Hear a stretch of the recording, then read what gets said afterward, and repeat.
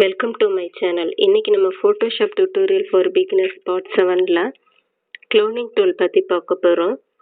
Cloning tool உங்களுக்கு நான் சொல்லிக் கொடுக்கறதுக்காக ஒரு ஸ்கேரி இமேஜ் எப்படி நீங்கள் டிசைன் க்ளோனிங் டூல் வச்சு பண்ண போகிறீங்கன்னு நான் சொல்லித்தரேன்.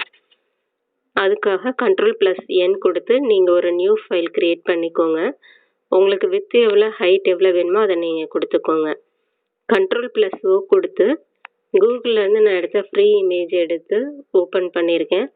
அதோட வித் அண்ட் ஹைட் என்னன்றதை செக் பண்ணிக்கோங்க. இமேஜில் இமேஜ் சைஸ் போனீங்கன்னா வித் எவ்வளோ ஹைட் எவ்வளோன்னு வந்துடும். சைஸ் உங்களுக்கு வேணுன்ற மாதிரி இன்க்ரீஸோ இல்லை டிக்ரீஸோ பண்ணிக்கோங்க. ஸோ அந்த இமேஜை நம்ம க்ரியேட் பண்ண அந்த நியூ ஃபைலில் ட்ராக் பண்ணுறேன்.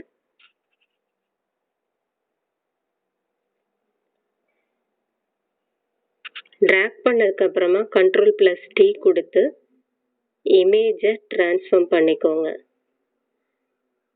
நான் இப்போ ctrl+t கொடுத்துட்டு ஷிஃப்ட் கீயும் ஆல்ட் கீயும் ஒரே நேரத்தில் ப்ரெஸ் பண்ணிவிட்டு இமேஜை ரீசைஸ் பண்ணுறேன்.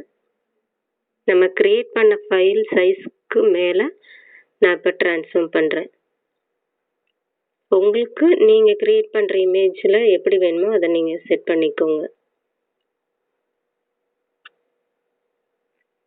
செட் பண்ணதுக்கப்புறமா இமேஜ் லேயரில் உங்களுக்கு வேணுன்ற மாதிரி ஸ்டைல் நீங்கள் மாற்றுறேன்னா மாற்றிக்கலாம்.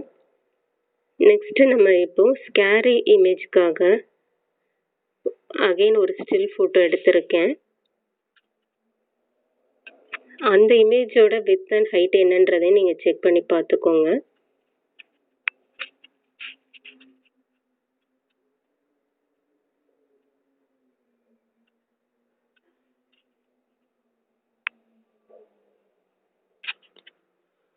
இப்போ க்ளோன் டூல் எடுத்துட்டு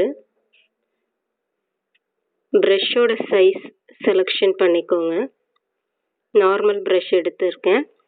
ப்ரஷோட சைஸை இன்க்ரீஸ் பண்ணுறேன்.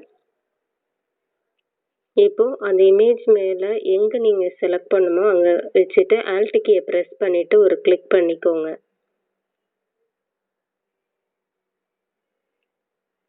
இப்போ நம்ம செலெக்ஷன் பண்ணியிருக்க அந்த ஃபஸ்ட் இமேஜில் மவுஸில் நான் அப்படியே ட்ராக் பண்ணுறேன். அதுக்கு முன்னால் எம்டியாக ஒரு லேயர் இன்சர்ட் பண்ணுறேன்.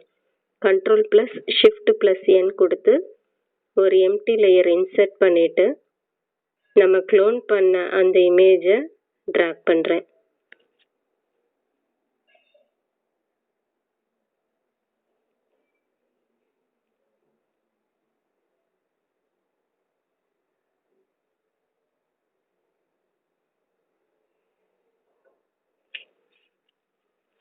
க்ளோனிங் டூல் வச்சு உங்களோட க்ரியேட்டிவிட்டி வச்சு நீங்கள் ஒர்க் பண்ணி பாருங்கள். கண்டிப்பாக உங்களுக்கு பிடிக்கும். இப்போ ட்ராக் பண்ணதுக்கப்புறமா எனக்கு அந்த கேர்ளோட ஸ்டில் மட்டும்தான் வேணும். அந்த இமேஜை சுற்றி இருக்க ஒயிட் கலரை ரிமூவ் பண்ணுறதுக்கு ஏதாவது ஒரு செலெக்ஷன் டூல் எடுத்துட்டு நீங்கள் அந்த ஒயிட் கலரை மட்டும், அதாவது இமேஜை சுற்றி இருக்க அந்த பேக்ரவுண்டை செலெக்ஷன் பண்ணிக்கோங்க.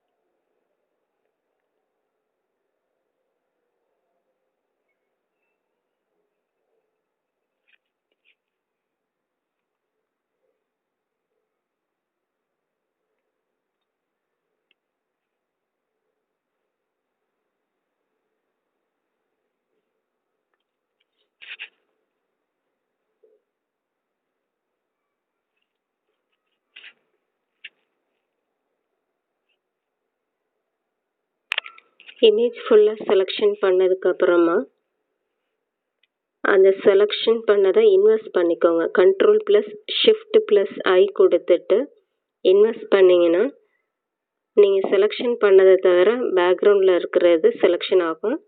நீங்கள் அதை டெலிட் கீ கொடுத்து ரிமூவ் பண்ணிடுங்க. இப்போ ctrl+t கொடுத்துட்டு உங்களுக்கு எந்த அளவுக்கு வேணுமோ இமேஜை ட்ரான்ஸ்ஃபார்ம் பண்ணிக்கோங்க. இன்னமும் இமேஜை சுற்றி கொஞ்சம் உங்களுக்கு பேக்ரவுண்டில் ஒயிட் கலர் இருக்கும், அதை நம்ம லாஸ்ட்டாக ரிமூவ் பண்ணிக்கலாம். இப்போது அந்த லேயர் 2, அதாவது இந்த ஸ்டில் ஃபோட்டோ இருக்க லேயரை ரைட் கிளிக் பண்ணிவிட்டு பிளெண்டிங் ஆப்ஷனில் போயிட்டு உங்களுக்கு என்ன ஸ்டைல் வேணுமோ அந்த ஸ்டைலை கொடுங்க. இப்போ நான் ஸ்கேரி எஃபெக்ட்டுக்காக நான் ஒரு ஆப்ஷன் செலக்ட் பண்ணுறேன்.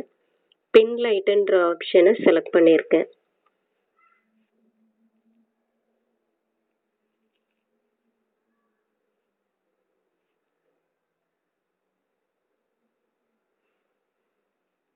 இப்போ அகைன் நீங்கள் ஏதோ ஒரு செலெக்ஷன் டூல் எடுத்துட்டு பேக்ரவுண்டில் இருக்க அந்த ஒயிட் கலர் இமேஜை ரிமூவ் பண்ணிக்கோங்க.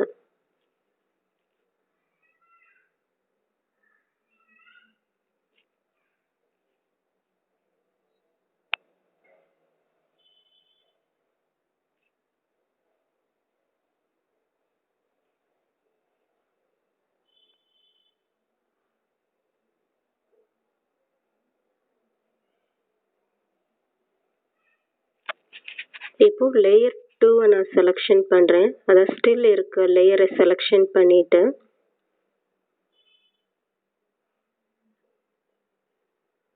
உங்களுக்கு ஸ்டைல் வேணும், ஏதாவது ஸ்டைல் வேணும்னா நீங்கள் அப்ளை பண்ணிக்கோங்க.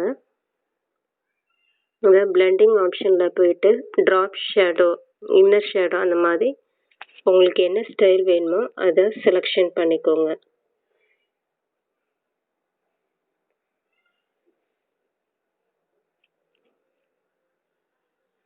நெக்ஸ்ட் அதாவது அந்த லேயர் 2ல நான் ஃபில் பார்த்தீங்கன்னா 50% கொடுத்துருக்கேன். 54% கொடுத்ததுனால அந்த லேயர் 1ம் லேயர் 2ம் எனக்கு கொஞ்சம் மெர்ஜ் ஆகி தெரியுது. ஃபைனலாக உங்களோட இமேஜை நீங்கள் சேவ் பண்ணிக்கோங்க. ctrl+shift+s, அதாவது சேவஸ் பண்ணிக்கோங்க. நம்ம இப்போ ஒரு ஸ்கேரி இமேஜ் ரெடி பண்ணியாச்சு.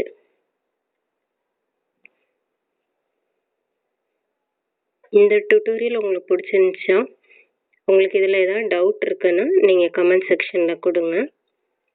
இந்த வீடியோ உங்களுக்கு பிடிச்சிருந்துச்சுன்னா உங்கள் ஃப்ரெண்ட்ஸ் அண்ட் ஃபேமிலிக்கு ஷேர் பண்ணுங்கள்.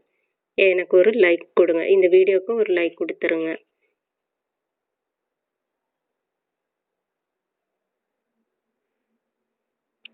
இந்த வீடியோ பார்த்ததுக்கு தேங்க்யூ.